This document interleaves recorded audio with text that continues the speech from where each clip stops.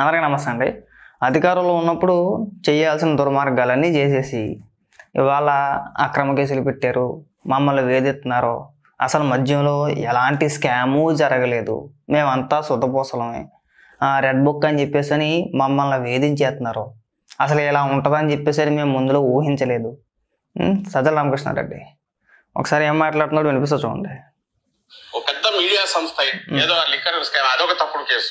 ఆ విషయంలో మన సాక్షి పత్రిక సంపాదకుడు ఎడిటర్ ధనంజయ రెడ్డికి అంటే దానికి లిమిట్స్ కూడా లేవు. ఎక్కడికి వెళ్తున్నాము మీడియా అనే దానికి ఉన్న ఒక మనం ఇస్తున్న ఒక మంచి ఒక పొజిషన్. అదొక బోకు పత్రిక. సాక్షి అనేది ఒక తప్పుడు పత్రిక. అందులో రాసే అన్ని పచ్చి అబద్ధాలు. అవునా? తినాల్సిన కాడికి తినేసి ఎంత దోచేయాలో అంతకు మించిన దోచేసి ఇవాళ కేసులు పెడితే అదొక తప్పుడు కేసు. వీళ్ళ మీద పెట్టినవి కూడా తప్పుడు కేసులు వీళ్ళు ఇచ్చేస్తారు, తీర్పులు వీళ్ళు ఇచ్చేస్తారు. జగన్మోహన్ రెడ్డి 16 నెలలు జైల్లో ఉన్నాడు, అవి తప్పుడు కేసులే. వీళ్ళు అధికారంలో ఉన్నప్పుడు శుభ్రంగా అధికారాన్ని అడ్డం పెట్టుకొని లెక్కర్లోని వీటిలోని దోయాల్సిన కాడికి దోచేసి ఇవాళేమో అక్రమ కేసులు మమ్మల్ని వేధించేస్తున్నారు. మీరు కేసులు పెట్టినప్పుడు ఏమైపోయింది? చట్టం తన పని చేసుకుంటా పోతుంది. ఇవే డైలాగులు. ఇందులో మేము చేసేది ఏమో మేము చేసేది ఏమీ లేదు, చట్టం తన పని తాను చేసుకుంటా వెళ్తుంది, అందరం గౌరవించాల్సిందే. ఇప్పుడు కూడా అంతే. లిక్కర్లో స్కామ్ జరగలేదంటే ఎవడన్నా నమ్ముతాడు? అసలు రాష్ట్ర ప్రజలందరూ చూడలేదా? జనం చూడలేదా? 100 రూపాయలు ఉన్నదని 300 రూపాయలకు అమ్మినప్పుడే అర్థమైపోయింది ఇది ఒక పెద్ద స్కామ్. పైగా ఎలాంటి డిజిటల్ పేమెంట్లు లేకుండా ఓన్లీ క్యాష్ అండి.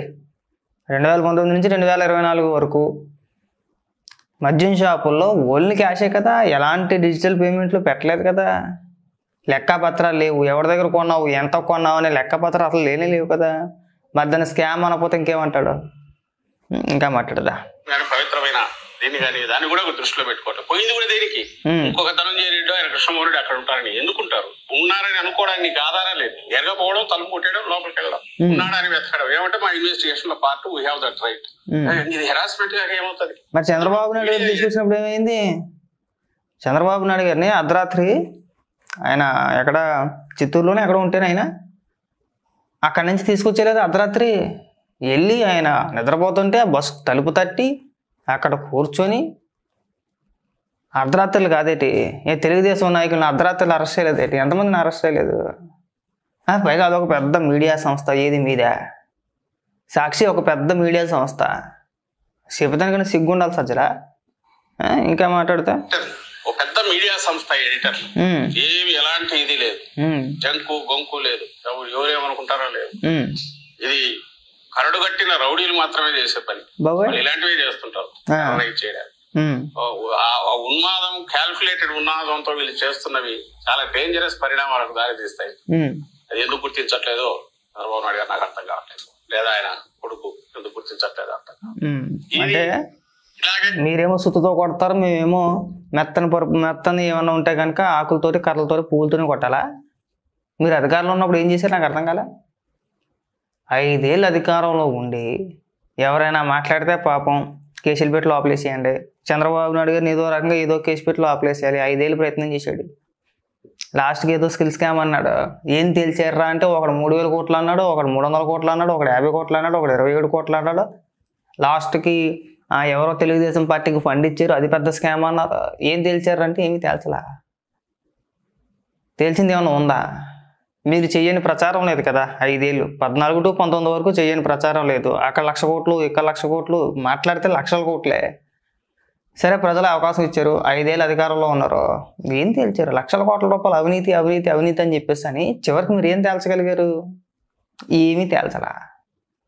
ఏదో లోపల పెట్టాలి కాబట్టి ఏదో కేసు పెట్టి లోపలేసారు. ఓకే, జగన్మోహన్ రెడ్డి సునకానందం పొందాడు, అయిపోయింది అక్కడితోటి. మిమ్మల్ని ఎలా వదిలేస్తారో? ఒకవేళ మీరు నిజంగా తప్పు చేయలేదనుకో భయపడిపోవాల్సిన అవసరం ఉంది. ఇందులోని మీరు తప్పు చేయలేదు, మీరు అవినీతి, ఎందుకు భయపడిపోతారండి? దానికి చట్టాలు లేవా, కోర్టులు లేవా, న్యాయస్థానాలు ఉన్నాయి కదా. ఒకవేళ తప్పు చేస్తే శిక్ష అనుభవిస్తారు, లేకపోతే లేదు. ఆ మొత్తం గొడవలు దించేసుకొని ఎంతమందిని పెట్టేస్తే అంతమందిని పెట్టేయండి, మీ జైలు సరిపోవు. ఎవరిని కార్యకర్తలనా? ఇంకా మాట్లాడు. దారి తీస్తే ఇలాగే పోతాయి. మహా అంటే ఏం చేస్తారు? జైల్లో పెడతారు. ఓకే, పెట్టుకొని కానీ మొదలు పెడితే అందులో వైఎస్ఆర్సీపీకి ఉన్న బలం దీన్ని దృష్టిలో పెట్టుకుంటే మీ జైలు ఏవి సరిపోవు. ఒక్కే కదా, ఒక జగన్మోహన్ రెడ్డిని తీసుకెళ్ళి లోపలెత్తే అంత అయిపోయాయి. ఎవడున్నాడు? వీడిస్తుంటే 11 మంది ఉన్నారు. ఆ 11 మందికి జైలు సరిపోవా? గట్టిగా మాట్లాడు, డ్యూటీ ఉన్నది. జగన్మోహన్ రెడ్డిని చూసుకునేనా? జగన్మోహన్ రెడ్డి ఏదో కేసులో రేపో ఎల్లుండో లేదంటే 1 సంవత్సరం లోపల కావచ్చు, లేదంటే ఈ 5 ఏళ్ళ లోపలికి ఎప్పుడైనా సరే లోపలికి వెళ్ళిపోయే వ్యక్తే. అది కన్ఫామ్. లిక్కర్ స్కామ్లో జగన్మోహన్ రెడ్డి ఖచ్చితంగా జైలుకి వెళ్తాడు. ఎందుకంటే ఆల్రెడీ ఈడీ ఎంటర్ అయింది కాబట్టి ఖచ్చితంగా రేపో మాపో జైలుకి వెళ్ళే వ్యక్తే. ఆల్రెడీ జగన్మోహన్ రెడ్డి మీద కూడా గతంలో కేసులు ఉన్నాయి. సో ఇది తేలిందంటే అవి కూడా ఖచ్చితంగా తేలాల్సిందేగా. రీసెంట్గా గాలి జనార్దన్ రెడ్డికి 7 ఏళ్ళు శిక్ష చేశారు. అందరూ కూడా ఏమనుకున్నారంటే నేను ఎమ్మెల్యేని అయిపోయాను కదా జైలుకి వెళ్ళాలని అని చెప్పి అనుకున్నాడు గాలి జనార్దన్ రెడ్డి. ఏమైంది? అరే పొద్దున్న జగన్మోహన్ రెడ్డి పరిస్థితి కూడా అంతే.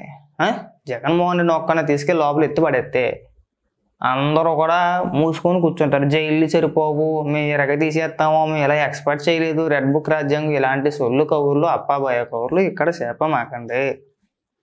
మీరు అంతకు మించి ఎక్కువ చేశారు. తప్పు చేసినట్టు ఎవడో కూడా తప్పించుకోలేడు.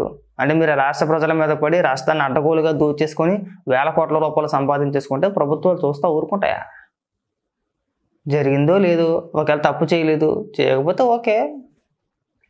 అందరి మీద పెట్టిన కేసులేనా అక్రమ కేసులేనా చెప్పుకోవడానికి సిగ్గేం అనిపించట్లా? ఏ సజ్జలా? అంటే మీరు అధికారంలో ఉంటే నాకు అదే ఆశ్చర్యం అవుతుంది. వీళ్ళ అధికారంలో ఉన్నప్పుడు ఒకటే డైలాగ్ అండి, చట్టం తన పని తాను చేసుకుంటూ పోతుంది. ఇప్పుడు కూడా అంతే అండి. ఇప్పుడు కూడా చట్టం తన పని చేసుకుంటూ పోతుంది. మనం ఇక్కడ ఎంత ఏడ్చి గగ్గోలు పెట్టి గోళ చేసినా ఉపయోగం లేదు సజ్జలా. మీరు అంతకుమించి రాలిపోయారు, అంతకుమించి పేలిపోయారు. మామూలుగా కాదు. లేని కేసులు ఉన్నట్టుగా చూపించి లోపల వేయాలనుకున్నారు, లోపలేసారు. వాళ్ళు మిమ్మల్ని వదులుతారా? చూడు, లాస్ట్కి వచ్చేసరికి జగన్మోహన్ రెడ్డి వెళ్తారు లోపలికి, నువ్వు కూడా వెళ్తావు. ఇవాళ ఏదో సాక్షిలో ఎడిటర్ అనో ఇంకొకడనో వాళ్ళ మీద ప్రేమ కాదు మీకు. వాళ్ళ లోపల ఎత్తే మీ పేర్లు ఎక్కడ చెప్తారా అన్న భయం. ఆ భయంతోనే కదా ఇక్కడికి వచ్చి వాగేది నువ్వు. నిన్ను కూడా విచారణ పిలిచారు, వెళ్ళేవు, బయటకు వచ్చావు, ఈ ఏడుపు స్టార్ట్ చేసావు. ఆ పక్కన విడతల రజనీని పెట్టుకున్నావు, పక్కన అమ్మట్రాంబాబుని పెట్టుకున్నావు. ఎవడో ఏమి శుద్ధపూసలు కాదు మీ పక్కన ఉన్న ఇద్దరు కూడా. నువ్వు అతిపెద్ద తిమింగలాను నువ్వు. ఆ విషయం అందరికీ తెలిసిందే కాబట్టి ఇక ఆ రెడ్ బుక్ రాజ్యాంగం అని చెప్పేసి అని మమ్మల్ని వేధించేస్తున్నారని చెప్పేసి అని ఈ డైలాగులు కొట్టమాకంట. తప్పు చేయకపోతే మీరు భయపడాల్సిన అవసరం లేదు. ఒకవేళ నిజంగా తప్పు చేసి ఉంటే కనుక ఖచ్చితంగా శిక్ష అయితే ఎదుర్కొంటారు. అది గుర్తుపెట్టుకో బాగా.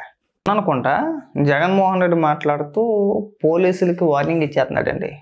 ప్రతి ఒక్కరి పేర్లు నోట్ చేసుకొని పెట్టుకోండి, నేను వచ్చిన తర్వాత ఎరగదీసి పొడిసేసి పీకి కట్టలు కట్టి అవతలేస్తాను అంటాడు.